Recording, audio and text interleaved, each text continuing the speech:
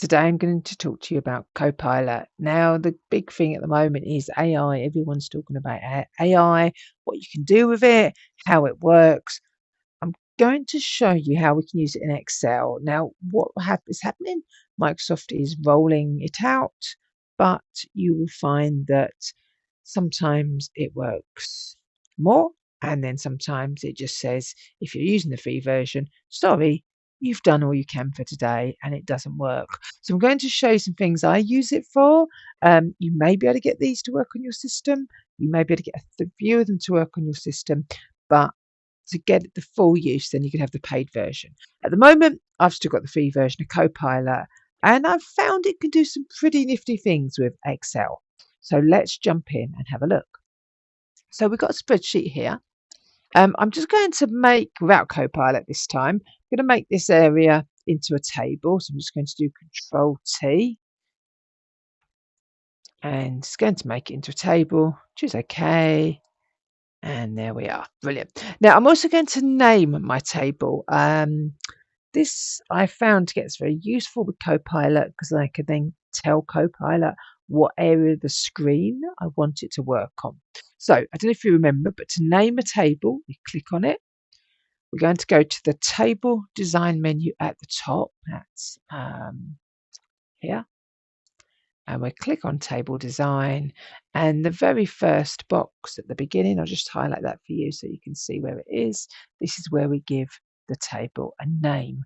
Now remember, Excel does not like spaces in table names, so we are going to call this TBL, sort for table, fruit, no spaces.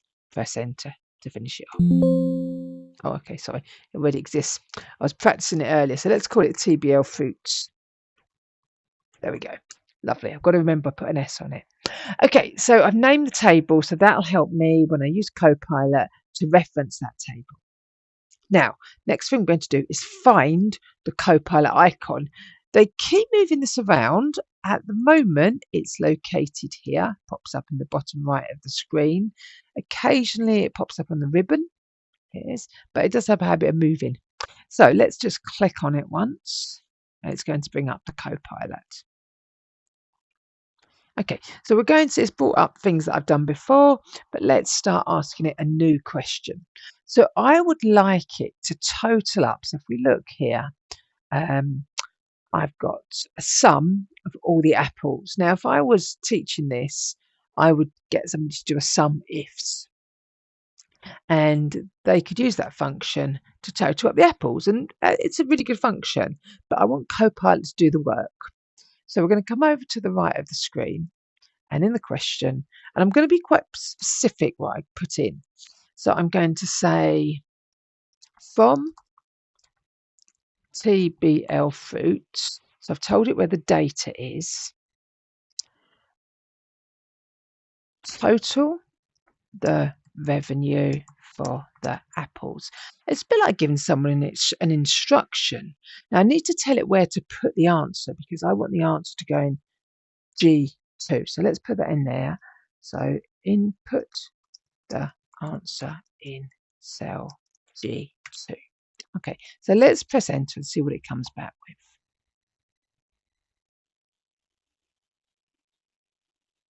And I'm hoping it'll come back with a nice little formula that totals all my apples. Let's see. So we've got an answer in there, and let's just have a look at the formula here. And it has used the sum ifs. I didn't need to give it that instruction. I didn't need to say, I could have done. I didn't need to say use the sum ifs. I just said I want to total up the apples in the revenue for the apples. Okay, let's see if we can get that to copy formula down for the bananas, etc. So let's put in copy the formula down for the other fruits. Let's see how much it understands that. Okay, so this is the problem we've got. Can you see it says you've reached your limit for today? So because I'm using the free version, it has decided that I can't be lazy and ask Copilot. Here we go. You've reached your limit for today. So I'm going to have to go back to the manual method and I'm going to have to drag it down. Now, I was doing, before I did this video, I was doing some practice. So I did a couple of other Copilot questions. I probably asked about 5 or 6 questions in all. I find before it comes up with the reach limit, it can vary. Sometimes it lets me do 10, sometimes it only lets me do a couple. But it is a really good way of, you begin to see how useful it is. So what I suggest you do, go and have a play with it. It's always a good idea to reference and name the cells where you want it to go. And sometimes you do need to know what you want to get out of it to get to it to do the task you want.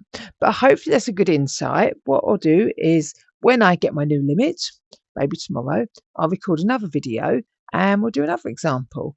But definitely, if you're using Copilot, if you've got Excel 365, have a go at the free version and see how it works for you. Thanks very much for listening.